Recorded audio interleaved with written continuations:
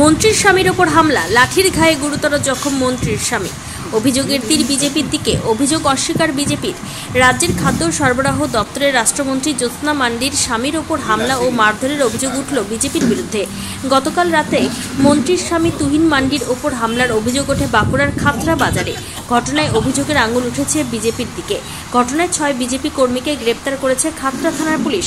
সমস্ত অভিযোগ অস্বীকার করেছে বিজেপি। রাজ্যের খাদ্য ও সরবরাহ দপ্তরের রাষ্ট্রমন্ত্রী জ্যোৎস্না মান্ডির অভিযোগ, গতকাল সন্ধ্যায় কিছু পরে বাঁকুড়ার খাতড়া বাজারে লাঠি সোঁটা নিয়ে জমায়েত করেছিলেন বিজেপির বেশ কিছু লোকজন। সেই সময় মুদিখানার সামগ্রী কিনতে বাজারে যান মন্ত্রী জ্যোৎস্না মান্ডির স্বামী তুহিন মান্ডি। অভিযোগ, বাজার করার সময় আচমকায় বিজেপির 15-16 জন কর্মী লাঠি সোঁটা নিয়ে তার স্বামীর ওপর হামলা চালায়। পিঠে ও ডান হাতে গুরুতর আঘাত পান মন্ত্রীর স্বামী। খবর পেয়ে তড়িঘড়ি তাকে উদ্ধার করে গতকাল রাতে খাতড়া মহকুমা হাসপাতালে নিয়ে যাওয়া হয়। রাত্রেবেলা উনি মুদিখানা বাজার করতে গিয়েছিলেন, আজকে স্কুল আছে বলে ছেলে টিফিন আনতে গিয়েছিলেন। সেই সময় ওরা সন্ধ্যে থেকে বিজেপি আশ্রিত গুন্ডারা ওখানেই বাজারটাতেই আড্ডা মারে এবং সন্ধ্যে থেকে এরকম লাঠি সোঁটা নিয়ে ওরা দাঁড়িয়েছিল, উত্তপ্ত করে বাজার করে রেখেছিল। সেই সময় ও যায়, তো ওই সময় ওরা সবাই মিলে চড়া হয়ে ওকে আক্রমণ করে। তো ছিল মানে লাঠি সোঁটাই মেনলি ছিল, রড ছিল, এগুলোকে নিয়ে আক্রমণ করেছিল।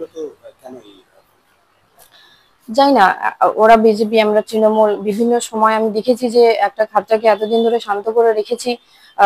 ওরা প্রতিনিয়ত এরকম একটা উত্তপ্ত করার চেষ্টা করে। তো কালকে ওরা প্রতিনিয়ত থাকে, কালকে গিয়েছিল, সুযোগ পেয়েছে, দাঁড়িয়েছিল, মেরেছে মেনলি আক্রমণের জায়গা থেকে আমাকে ইয়ে করার জন্য এটা করছে। ভারতীয় জনতা পার্টির কোনো কার্যকর্তা যুক্ত নয়। আমরা কিছুদিন আগেই দেখলাম পাম্পের মোড়ে, আর তৃণমূলকে মারছে, তারা নিজেরাই মারধর করছে। গতকালকে রাত্রিবেলায় আমরা দেখতে পেলাম যে আচমকা খাতড়া বাজারে র্যাব নামলো, আর সেখানে তৃণমূলের অনেক গুন্ডা বাহিনী তারা লাঠি সোঁটা নিয়ে তারা ঘুরতে শুরু করেছে। রাত্রির অন্ধকারে কে বা কাকে মেরেছে সেটা কে বলবে?